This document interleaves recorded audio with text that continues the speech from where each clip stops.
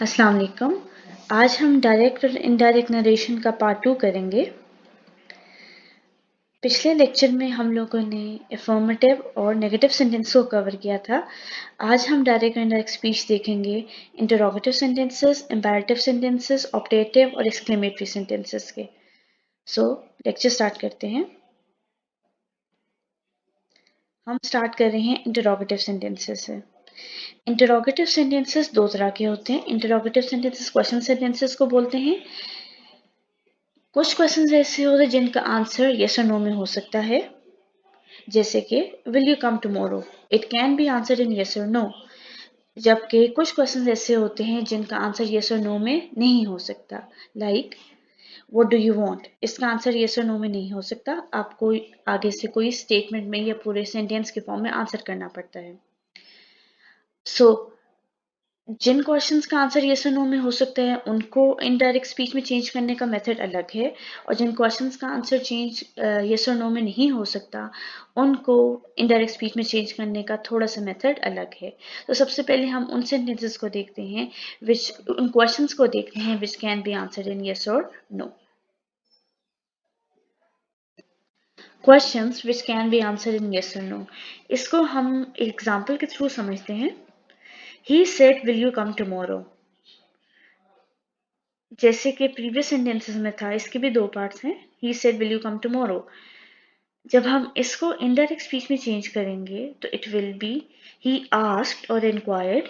Said की जगह आप आस्क्ड और इंक्वायर्ड कोई भी वर्ड यूज कर सकते हैं। Will you come tomorrow. अब जो अफर्मेटिव और नेगेटिव सेंटेंसेस जो हमने पिछले लेक्चर में किए थे, वहां पे हम लोग जब इन्वर्टेड कॉमर्स रिमूव करते हैं तो हम दैट यूज करते हैं। यहाँ पे दैट की जगह हम इफ यूज करेंगे। हम इफ भी यूज कर सकते हैं, हम वेदर भी यूज कर सकते हैं। उसके बाद हम देखेंगे कि ये जो रिपोर्टेड स्पीचेस का टेंस कौन सा है। विल यू कम टुमारो, इसमें this is a simple future, no it has a modal verb will. A modal verb will changes into would. So it is he inquired or asked if I would come the next day. Tomorrow changes into the next day. इस sentence को हम ऐसे भी लिख सकते हैं, he asked whether, if की जगह हम whether भी यूज कर सकते हैं, I would come the next day. So एक दफा हम चेंजेस को देख लेते हैं, हमने क्या क्या चेंजेस की। When we change a sentence from direct to indirect narration, हमने inverted commas रिमूव किए और हम लोगों ने वर्ड यूज किया आस्क्ड और इंक्वायर्ड, दोनों में से कोई भी वर्ड यूज हो सकता है। और हम लोगों ने वर्ड यूज किए इफ और whether in the indirect speech. Second sentence, she said to me, were you present in the ceremony yesterday? Were you present in the ceremony yesterday? See the tense, it is a simple past tense. Simple past tense changes into past perfect tense. Said change हो जाएगा asked में। She asked me if or whether I had been present in the ceremony the previous day or the day before. Sentence number 3. The angry man said, can you ever do anything right? इसमें modal verb can use हो रहा है जो कि could में change हो जाएगा। The angry man asked if I could ever do anything right. Sentence number 4. They exclaimed, had we not told you enough. Exclaimed भी आस्क या इंक्वायर्ड में चेंज होगा। दे इंक्वायर्ड वेदर, यहाँ पे इफ भी यूज हो सकता है, whether they had not told us enough.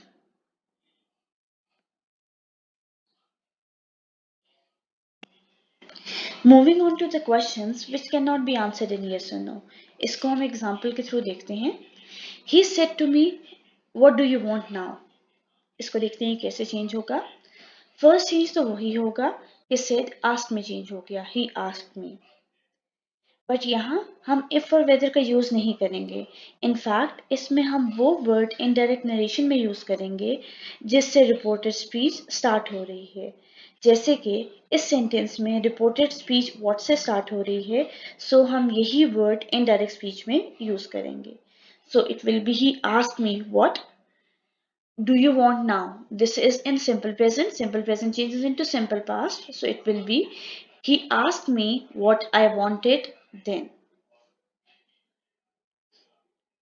Changes देख लेते हैं। इसमें we remove the inverted commas and use the word as inquired, जैसे कि पिछले क्वेश्चंस में था। Use the first word of the reported speech in the indirect speech. Sentence number 2. The policeman said to us, "Why are we investigating this matter?" It is, the policeman asked or inquired us why we were investigating that matter. Next sentence. He said, "Where have I left the things?" It will be, he asked or inquired where he had left the things. Sentence number 4. They cried, "Who are you and why are you here?" अब इस sentence के दो parts हैं, so दोनों parts का हम tense change करेंगे. It is, they inquired who I was and why I was there. So दो verbs हैं, दोनों के दोनों चेंज होंगे. Moving on to imperative sentences. Imperative sentences उन sentences को कहा जाता है जिसमें there is a command, there is a request, there is a suggestion. So let's see imperative sentences की narration कैसे change होगी. Abir said to Nadeem, "Go away." So go away. ये हमें लग रहा है it can be a command. So it is Abir ordered. अब यहाँ पे set को हमने किस में change किया? Ordered में, because go away is a command. Abir ordered Nadeem to go away. अब यहाँ पे अब देखें तो there is no use of if or whether, यहाँ पे that का use भी नहीं है. So imperative sentences में हम that की जगह ये if or whether की जगह we use the word to, और आपकी जो रिपोर्टिंग स्पीच है उसमें सेट जो है it changes into ordered if it is an order. अगर वो रिक्वेस्ट है तो it is requested, etc. So अब हम चेंजेस देख लेते हैं. Inverted commas removed and use of to.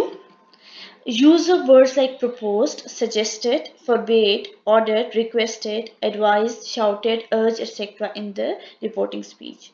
Reporting speech में ये जो वर्ड्स हैं ये रिपोर्टेड स्पीच के अकॉर्डिंग चलेंगे लगेंगे. अगर रिपोर्टेड स्पीच रिक्वेस्ट शो करे तो it will be requested. If it is a suggestion you will write suggested.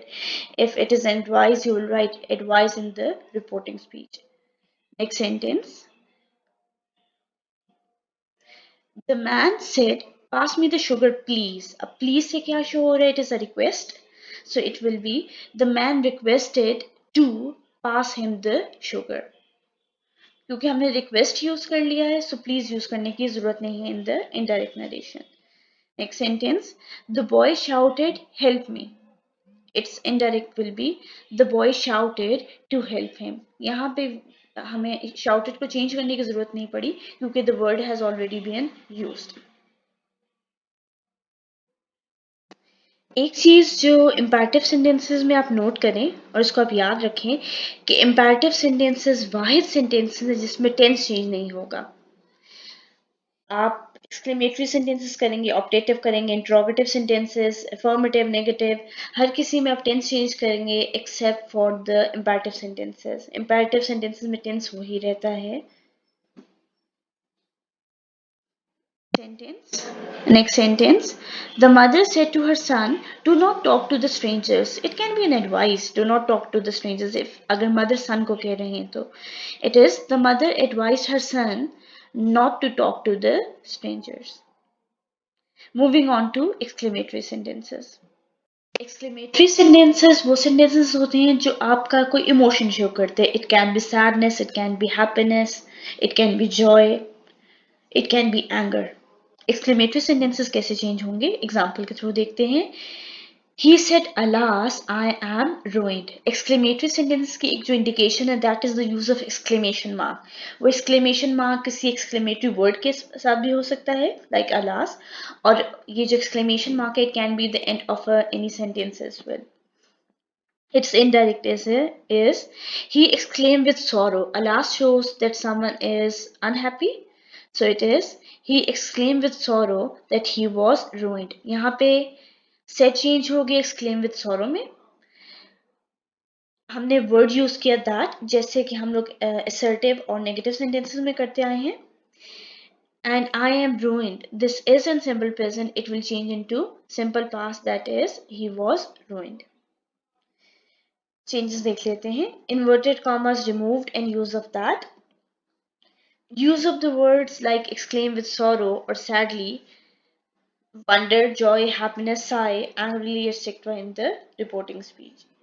Examples. Ali said, "What a beautiful day it is." It means this shows that someone is happy or someone is delighted. So said will change into Ali exclaimed in joy that it was a beautiful day. He said, "What a mess it is. You have ruined everything." अब इस sentence के दो parts हैं, अब दोनों का tense उस sentence के अकॉर्डिंग चेंज करेंगे. What a mess it is, इसका टेंस सेपरेटली चेंज होगा. यू हैव रूइंड एवरीथिंग, इसका टेंस सेपरेटली चेंज होगा. It is, he exclaimed angrily that it was a mess and he had ruined everything. Moving on to optative sentences. Optative sentences में कोई prayer, कोई आपके लिए कोई दुआ कर रहा हो, कोई विश कर रहा हो, those all these all come in the optative sentences. My brother said, "May you prosper." It is a prayer. So it is, my brother prayed, said prayed में change होगा, that I might prosper. May might में change होता है, use of that. Changes देख लेते हैं. Inverted commas removed and use of that. Use of the words like prayed, wished in the reporting speech. He said, "May he buy the house." It can be considered as a wish. So it is, he wished that he might buy the house. Now let us have a quick recap. अभी तक हमने जितने भी तरह के sentences किए हैं पिछले लेक्चर में और इस आज के लेक्चर में, एक दफ़ा हमको इकट्ठा देख लेते हैं. नरेशन में 4 चेंजेस हैं जो हर तरह के सेंटेंसेस में होंगी, चाहे वो असर्टिव हो, चाहे वो इंट्रोगेटिव हो, चाहे वो इम्पेरेटिव हो, चाहे ऑप्टेटिव हो.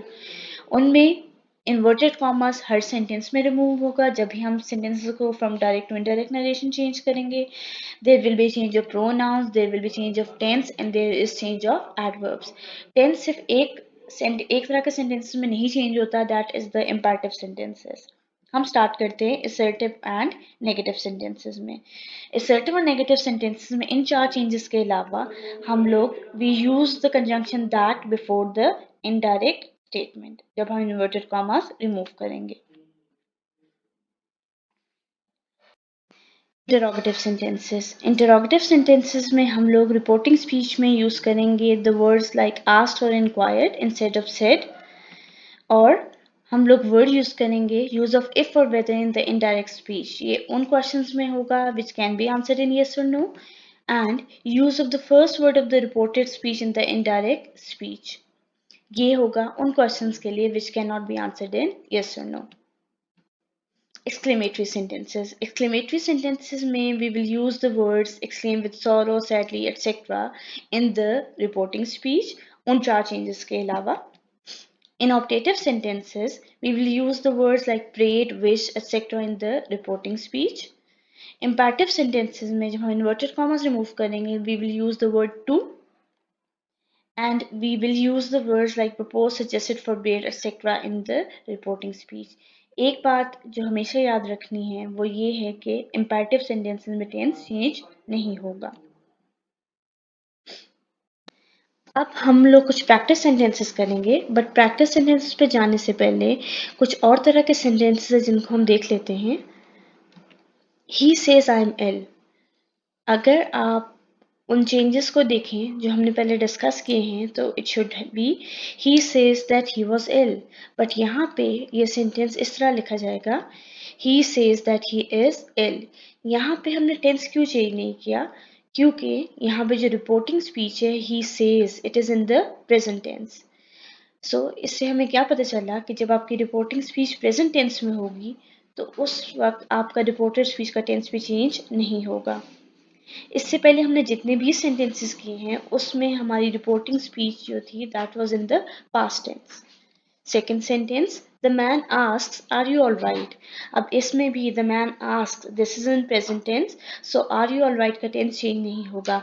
हम प्रोनाउंस जरूर चेंज करेंगे, हम इन्वर्टेड कॉमास भी रिमूव करेंगे, हम दैट भी यूज करेंगे, इंटरोगेटिव सेंटेंसेस के केस में हम इफ और वेदर भी यूज करेंगे, बट हम लोग का टेंस चेंज नहीं होगा. It is, the man asks if I am all right. She will say, he will see you. अब इसमें ऊपर वाले दो सेंटेंसेस में रिपोर्टिंग स्पीच प्रेजेंट में थी, इसमें रिपोर्टिंग स्पीच फ्यूचर में है। सो अगर आपकी रिपोर्टिंग स्पीच फ्यूचर में होगी तब भी आपकी रिपोर्टेड स्पीच का टेंस चेंज नहीं होगा। She will say that he will see me. So इससे हमने क्या देखा, if the reporting speech is in the present और future tense, no change in the tense of the reported speech. Practice sentences now.